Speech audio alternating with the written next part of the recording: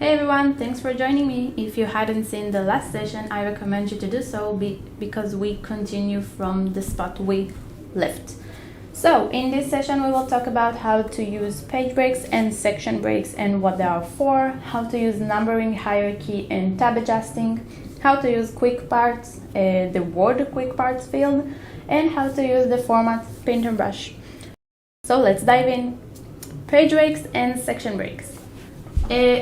Page break, I go to insert. If I had some information here and I was done with this page and I want to start another one, I go to insert and page break.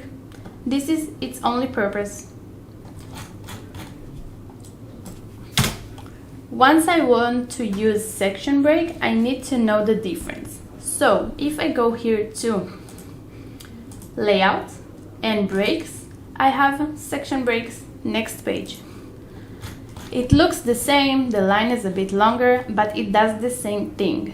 What I need to remember, the difference is, if I go to my next page and I press on the header, I can see here that the link to previous is on.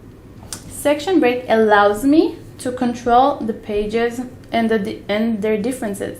If I don't want this page to have the same header, I undo the link, and if I'll delete it, it will not impact my first page. So it's a great tool to use to control the pages individually. I want to go back to undo what I did. You have here the little arrow, and here is the save, the little cloud here. So page break and section break, the only difference, section break has the advantage of controlling other pages. Let's talk about numbering. I have here my information. I can mark it all and go to numbering. I'll choose this one. I don't know, that's what jumped to my eye. And now I want to adjust the alignment because my numbering starts a lot further from my margins, and I can also control the spacing, alignment, etc. So how do I do that? I can stand on the first one and go here to line spacing, the options, and I want it to be like 6 points after. And I want to undo the V here because we don't need this setting, and press OK. Another thing I want to do is to move the before because I wanted to start in the alignment where my original margins start. And I can press OK. And I also want to define the hanging to be, I don't know, a little bit further along my form.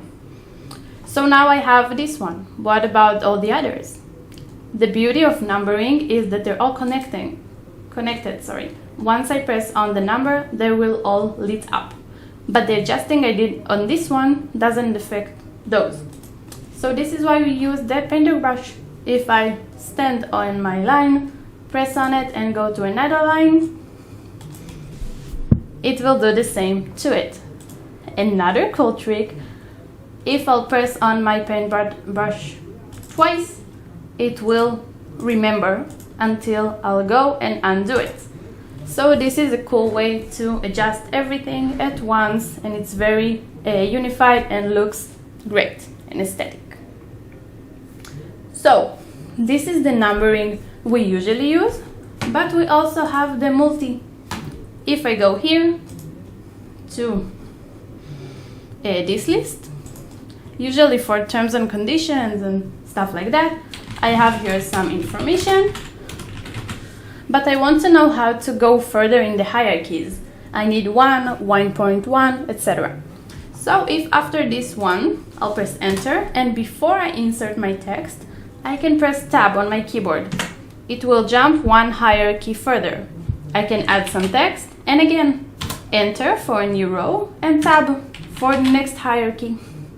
Of course, here also, if you're not satisfied or you don't adore the aesthetics of the alignment, you can of course go to paragraph and play with the indentation. before, after, hanging, whatever you want and need for your form.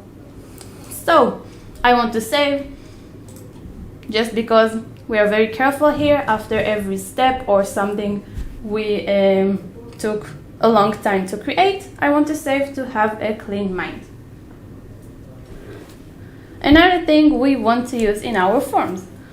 I'll go back to what we did on the first session. I'll go to the numbering here. Usually when I have forms with a lot of pages, I want the other side to know where it's standing. Usually from terms and conditions, all kind of long, with a lot of hierarchy numbers. So here is my page. I can add the word of, another space that thanks to the paragraph mark we can see with the dot, and go here to insert, quick parts, field, and I can choose my date. You can control the format. I would like, oh sorry, I didn't talk about the date, I talked about the numbering. Sorry, this is the second demonstration I wanted to show. So I'll correct myself and go to the